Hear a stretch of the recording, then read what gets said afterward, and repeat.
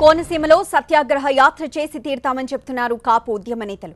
అడ్డుకునే ప్రయత్నాలు చేయొద్దని ప్రభుత్వానికి విజ్ఞప్తి చేశారు. రావులపాలెం నుంచి అంతర్వేది వరకు మాజీ మంత్రి ముద్రగడ పద్మనాభం ఆధ్వర్యంలో ఈ యాత్ర జరిగి తీరుతుందని స్పష్టం చేశారు. దీనిపై ముద్రగడతో చర్చించారు పలువురు నేతలు. ఈ నెల 25వ తేదీ నుంచి జరిగే యాత్ర ఏర్పాట్లపై మాట్లాడారు. తమది సామాజిక పోరాటం తప్ప కుల ఉద్యమం కాదంటున్నారు కాపు నేతలు. చట్టాన్ని మీరు గౌరవించట్లేదని చెప్పడానికి ఒక ఉదాహరణ ఒక మాట చెప్తాను. చట్టం ఎవరికి చుట్టం కాదని అనేక సార్లు హోంమంత్రి గారు మాట్లాడటం జరిగింది, మన చినరాజప్ప గారు.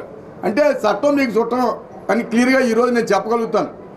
ఎందుకు చెప్పగలుగుతున్నానంటే మీ ప్రాంతంలోనే సుప్రీంకోర్టు హైకోర్టు కూడా కోడిపందాలు కానీ పేకాట కానీ గుండాట కానీ ఏవి కూడా జరగకూడదని కోర్టు ఇస్తే ఆ కోర్టుని హైకోర్టుని సుప్రీంకోర్టుని ఉల్లంఘించి ఈరోజు ప్రతి కోడి పందాల బరిలో 3-4 లక్షలు వసూలు చేసి పందాలు కట్టించిన ఘనత ఈ ప్రభుత్వాన్ని హోంమంత్రి గారిది అని చెప్పి సందర్భంగా నేను తెలియజేస్తా ఉన్నాను. మన సామాజిక ఉద్యమం ఇది, క్యాస్ట్ ఉద్యమం కాదు, సామాజిక ఉద్యమం సార్ ఇదంతా కూడా. మీ కోరిక ప్రభుత్వాన్ని మేము 100% గాంధేయ మార్గంలోనే మేము పాదయాత్ర చేస్తామని చెప్తుంది.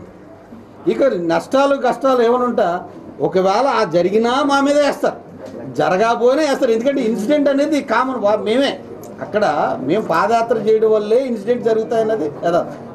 పర్మిషన్ ఉన్నా అంతే, పర్మిషన్ లేకపోయినంత మాత్రాన్ని వదిలేరు, పర్మిషన్ ఉన్నంత మాత్రం అల్లరి చేస్తూ ఊరుకుంటారు, అది ఊరుకోరు. కాబట్టి జరిగింది ఎప్పుడైనా జరుగుద్ది.